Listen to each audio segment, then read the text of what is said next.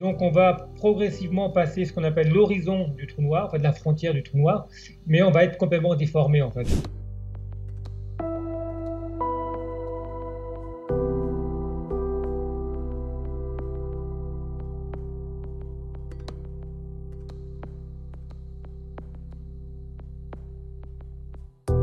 En fin de vie, une étoile n'aura plus rien pour compenser la gravité.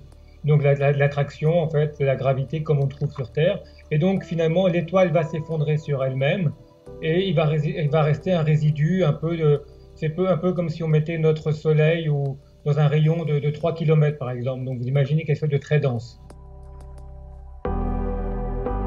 Bah oui, tout simplement parce que la vitesse en fait pour s'échapper en fait à l'attraction du trou noir serait supérieure à celle de la lumière. Ce qui veut dire que même la lumière ne peut pas s'échapper en fait de l'attraction du trou noir. Donc c'est pour ça qu'on dit qu'ils sont noirs. Il faudrait déjà réussir à s'en approcher tout en restant intact.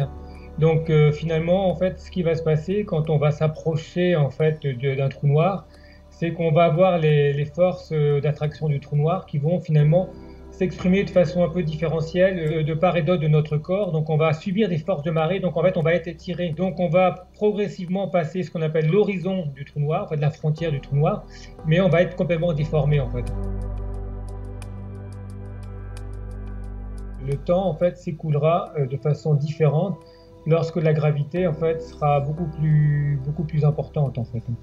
Et donc cette notion que le temps puisse se ralentir et donc qu'on puisse finalement voyager a été apportée dans différents films. Ce sont des choses qu'on peut imaginer d'un point de vue mathématique, hein, mais qui en réalité physique en fait n'ont pas forcément d'application en fait réelle en fait.